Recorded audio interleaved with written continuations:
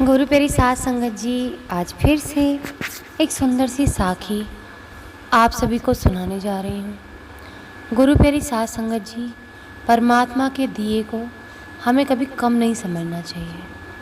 अक्सर हम लोगों के साथ ऐसा होता है कि परमात्मा के दिए को हम हमेशा कम ही समझते हैं। हम हमेशा कहते हैं कि जो हमें दिया इसमें हमारा गुजारा कैसे होगा, इससे होगा ही क्या हमारे जीवन में, काश कि हमें इससे बढ़ के दिया होता। लेकिन गुरु प्यारी साध संगत जी, जो रब ने हमें दे दिया है वो हमारे लिए सबसे सबसे उत्तम है, अति उत्तम है। आज की साखी हमें यही बतलाएगी कि जिसको हम कम सोच बैठते हैं, कुछ भी नहीं समझते अपने जीवन में, वो चीज़ हमारे लिए सब कुछ होती है। परमात्मा की दी हुई छोटी से छोटी चीज़ हमारे लिए जीवन दान होती है। तो आइए गुरु प्यारी साध संगत जी, सुनते हैं आज की ये सुंदर सी साखी। ये कहानी है दूसरे विश्व युद्ध के समय की। उस समय एक देश का सैनिक अपनी जान बचाकर एक गुफा के अंदर छुप जाता है, क्योंकि उसके पास हथियार नहीं रहते हैं। तो गुरु प्यारी साध संगत जी, वो गुफा के अंदर छुप तो जाता है, लेकिन उसको डर लगता है कि जल्दी ही मुझे ढूंढ लिया जाएगा, और उसके बाहर वो निकल भी नहीं सकता, क्योंकि ना तो उसको ये पता था कि ना जाने वो कब आ जाए, क्या होगा। बस वो भगवान से प्रीत लगा के बैठ गया था कि हे परमात्मा, मेरी मदद करें, मैं बहुत मुश्किल में फंस गया हूँ। उसको वहाँ बैठे बैठे अपना परिवार याद आ रहा था कि मेरी बीवी, मेरा बच्चा, मेरे बिना उनका इस दुनिया में कोई नहीं है, ना जाने क्या होगा। हे परमपिता परमात्मा, मेरी मदद कर, मेरी रक्षा कर। तो वहाँ पर एक मकड़ी जाला बुनने लगती है गुफा के दरवाजे पर। जैसे ही, क्योंकि वो मकड़ी पहले नहीं थी, जैसे वो दुआ मांगता है, दुआ मांगने के बाद में वो मकड़ी वहाँ पर जाला बुनने लगती है। तो वो कहता है कि भगवान, दिया भी तो क्या एक मकड़ी जाला बुनने के लिए, ये मेरी क्या ही मदद करेगी, कौन सा ये कोई पत्थर लगा देगी इस गुफा के आगे, जिससे वो सैनिक मुझे यहाँ ढूंढ नहीं पाएंगे, यहाँ आ नहीं पाएंगे। आप भी ना भगवान, ना जाने कैसे कैसे मजाक करते हो। यहाँ मैं मुसीबत में फंसा पड़ा हूँ और आपने ये मकड़ी भेज दी, ये मेरी जान बचाएगी। गुरु प्यारी साध संगत जी, ये सोच के दुखी होने लगता है और सोचता है कि अब तो शायद मेरा परिवार मेरे बिना यतीम हो ही जाएगा। चुपचाप गुफा के अंदर बैठ जाता है और बेउम्मीद सा बैठ जाता है। इतने में वहाँ पर वो सैनिक आते हैं। जैसे ही वो अंदर घुसने की कोशिश करते हैं तो उनमें से एक सैनिक बोलता है कि अरे अरे, वापस चलो, ये तो बहुत पुरानी गुफा है, कितना पुराना जाला लगा हुआ है, इसमें तो वो क्या ही गया होगा। और ये कह के वो सैनिक वहाँ से चले जाते हैं। ये सब वो दूसरे देश का सैनिक जो छुपा हुआ होता है, वो बैठे बैठे सुन रहा होता है।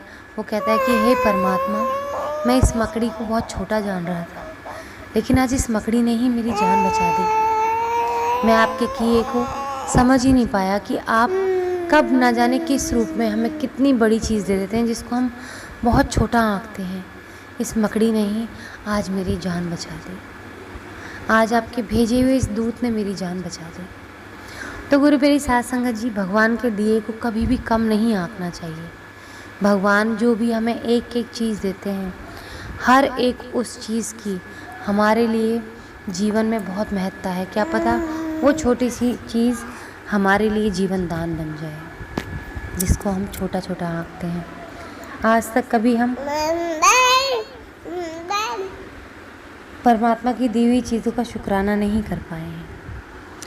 चाहे वो पानी है, चाहे वो हवा है, चाहे सूरज है या चाँद है, जो भी प्रकृति में हमें दिया हुआ है, वो तो हम सोचते हैं ये तो सब चीज़ें होती ही हैं। जिन चीज़ों की कमी और लोगों के है, इन चीज़ों की कमी उनसे पूछा जाए कि इनकी क्या कीमत है उनके लिए, जिनको हम कुछ भी नहीं आंकते हैं। पहले पानी की कोई कीमत कोई जानता नहीं था, लेकिन अब पानी की कीमत हर कोई जानता है। पहले खुली हवा की कीमत कोई नहीं जानता था, क्योंकि सब लोग सोचते थे ये तो होता ही है, तो ऐसा ही होता है, मौसम तो ऐसा ही होता है, पर्यावरण तो।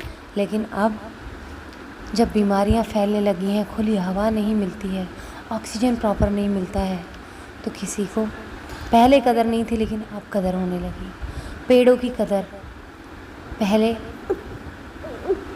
गुरु प्यारी साध संगत जी, पहले कितने पेड़ हुआ करते थे। अब लोग पेड़ काट रहे हैं, घर बना रहे हैं। पहले के लोग झोपड़ी में रहा करते थे, लेकिन पेड़ ज़रूर उगाते थे। लेकिन अब इंसान खेती से भाग रहा है, पेड़ उगा नहीं रहा, पेड़ों को उल्टा काट रहा है और सिर्फ ईंट पत्थरों के मकानों को बनाया जा रहा है। जिस दिन इस पर्यावरण से हवा और ऑक्सीजन ख़त्म हो जाएगी, हाहाकार मच जाएगी।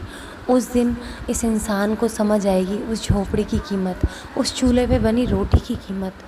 गुरु प्यारी साध संगत जी, पहले जो सब कुछ हुआ करता था, कभी उसकी कीमत किसी ने भी नहीं जानी, लेकिन अब लोग उसकी कीमत को समझने की कोशिश कर रहे हैं। जब तक हमारे पास जो चीज़ होती है, हम उसको जान नहीं पाते, समझ नहीं पाते, लेकिन जब वो चीज़ हमसे छिन जाती है, तब हमें समझ में आता है कि इसकी क्या कीमत थी, हमें भगवान ने आखिर क्या दिया था।